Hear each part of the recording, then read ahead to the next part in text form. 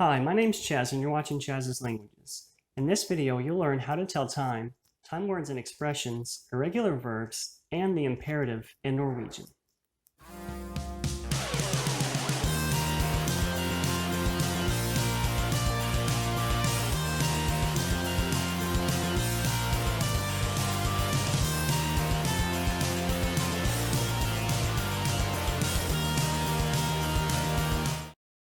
Hi you guys, thank you for watching and welcome to the third Norwegian lesson here on Chaz's Languages. In today's lesson, we'll talk about how to tell time, time words and expressions, irregular verbs in the present tense, and the imperative. So we're going to begin with telling time first. In Norwegian, the main phrase to tell time with is klokka er, which means it is or it is blank o'clock. As an example, klokka er 6 means it is 6 o'clock. When you're telling time and you're saying half past an hour, you actually use the number of the hour that is coming. So as an example, we have here the phrase klokka er halv åtte, meaning it is 7:30. And as you'll see here, åtte is the Norwegian word for 8. The Norwegian number for 7 is sju, but since we're saying half of 8 or 7:30, we're saying halv åtte. If you want to say it is blank to or until blank, then you would say klokka er på. As an example, the phrase klokka er kvart på 5 means it is 5:15. To say it is a certain amount of time past the hour, you would use the phrase klokka er over. And this means it is blank past blank. And an example of this would be with the phrase klokka er 10:03, meaning it is 10 past 3. Now in Norwegian, the clock is divided into 4 quarters, and this kind of leads to a strange way of expressing time when it is 20 past the hour or 20 till an hour. To say it is 20 minutes past the hour, you would essentially say it is 10 to half of the coming hour, because as you'll remember in Norwegian, whenever we're talking about half of the hour, we actually use half of the coming hour, not of the current hour. And here's an example. Klokka er 10:30, meaning it is 20 past 7. So here we're saying it is 10 to half of 8, which translates to it is 20 past 7. For saying it is 22 or till the hour, you say it is 10 past half of the next coming hour. An example of this would be with the sentence klokka er 10:30, meaning it is 20 to 1, or in other words, 12:40. And then the last example we have here is with the sentence klokka er 10:30, meaning it is 20 to 3, or in other words, it is 2:40. And here you're essentially saying 10 past half of 3. 3, which is in Norwegian, tre, here is used instead of to, which is 2 in Norwegian, because tre is the hour that is coming next. Next, I'll go over some useful time words and expressions. Now, these are useful whenever you're saying that someone does something at a certain time, or something happens at a certain time, or occurs at a certain time. To express that something occurs or happens on a certain day, you use the preposition på with the day of the week. So if you want to say on Tuesday, on Friday, etc. So as an example, på fredag means on Friday. And here's an example of that time expression in use with the sentence De trenger böcker på tirsdag, meaning they need books on Tuesday. If you want to say at blank o'clock or at a certain time, you just simply say klokka with the number of the hour. Or another way of looking at it is you take the phrase klokka er, which means it is blank o'clock, and you simply leave out the er. So that gives you just klokka, which means at blank o'clock. And for the first example of this, klokka 7 means at 7 o'clock. And to use that in a sentence, vi går klokka 7, meaning in English, we are leaving at 7 o'clock. And for the second example of this, klokka 11 means 11 o'clock. And to use it in a sentence as an example, festen begynner klokka 11, meaning the party starts at 11 o'clock.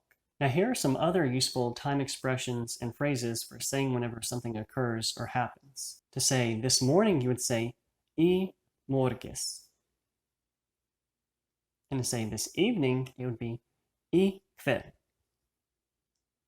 And then tonight would be I natt. And to express these same time expressions in a more general sense, for such as whenever you want to express that something occurs or happens or is done regularly, for the first one, in the mornings would be om morgonen. In the evenings is om kvällen. And then to say at night, it would be om natten. And here are a couple of examples of these time phrases and expressions in use. For the first example, I kväll går de på kino, meaning they'll go to the cinema this evening. And then for an example of a time phrase with a more general sense, om morgonen dricker jag kaffe, meaning in the mornings I drink coffee.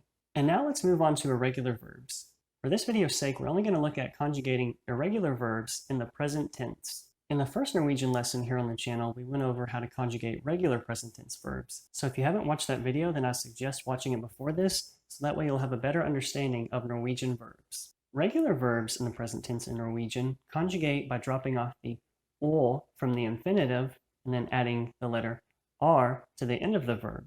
Irregular verbs in the present tense don't follow this pattern. Some look slightly different from their infinitive form, and some look completely different when conjugated. An example of a regular verb that looks completely different from its infinitive when conjugated is the verb å være, meaning to be, and its conjugated form is are, such as jeg er, which means I am, du er, you are, and so on. For the second irregular verb we'll look at today, it is å gjøre, which means to do, and its conjugated form is gjør. And so in its conjugated form, the E is dropped off from the end of the infinitive. As an example of this verb in use, hva gjør vi I dag, meaning what will we do today? And then for the next example, we'll look at the verb å si, which means to say. And its conjugated form for the personal pronouns is sier. So whenever you conjugate it, essentially you just add er to the end of the infinitive. And then the last irregular verb we'll look at is the verb å spørre, meaning to ask. And its conjugated form is spør. So whenever you conjugate it, essentially you drop off the re from the end of the verb.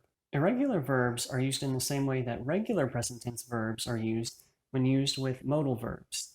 I talked about modal verbs in the first lesson, so again, if you haven't watched that, then I suggest watching it first before you watch this, so that way you'll have a better understanding of modal verbs in Norwegian. Just like with regular present tense verbs, whenever irregular present tense verbs are used with modal verbs, all you do is simply drop off the å from the infinitive and use a special form of the infinitive, which essentially just leaves the rest of the verb. So you don't conjugate it or anything. All you do is drop off the å from the verb. We'll look at an example of this with the modal verb å kunne, meaning can, and with the verb å si, meaning to say. So for an example, we'll look at the sentence du kan si noe til henne, meaning you can say something to her. So as you'll see here, the å is dropped off from the verb å si, to say, and then you use that special form of the infinitive with the conjugated form of å kunne, which is kan. And this is just how it works with regular present tense verbs. All you do is simply drop off the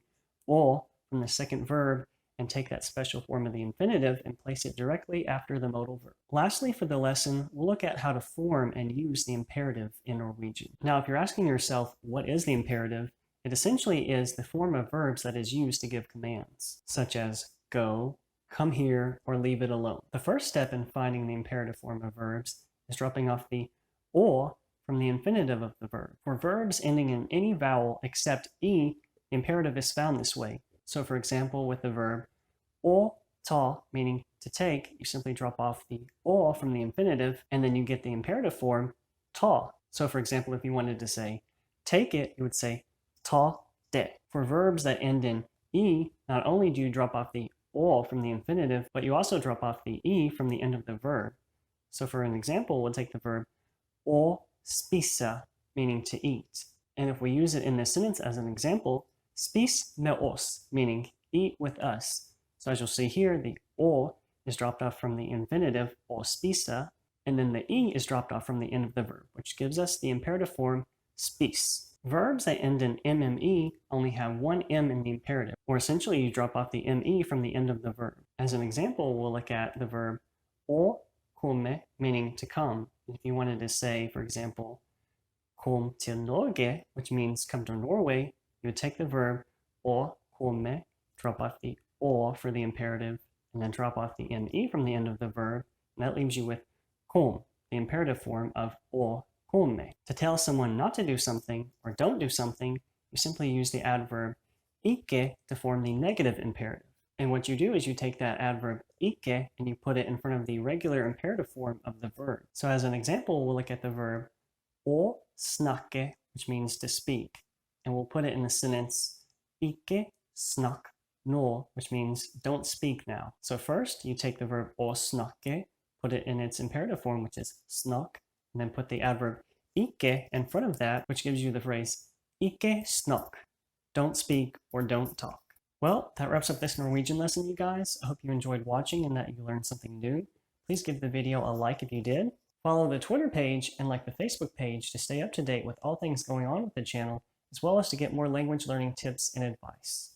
Also, don't forget to subscribe for more Norwegian lessons to come. Thank you for watching, and I'll see you in the next video.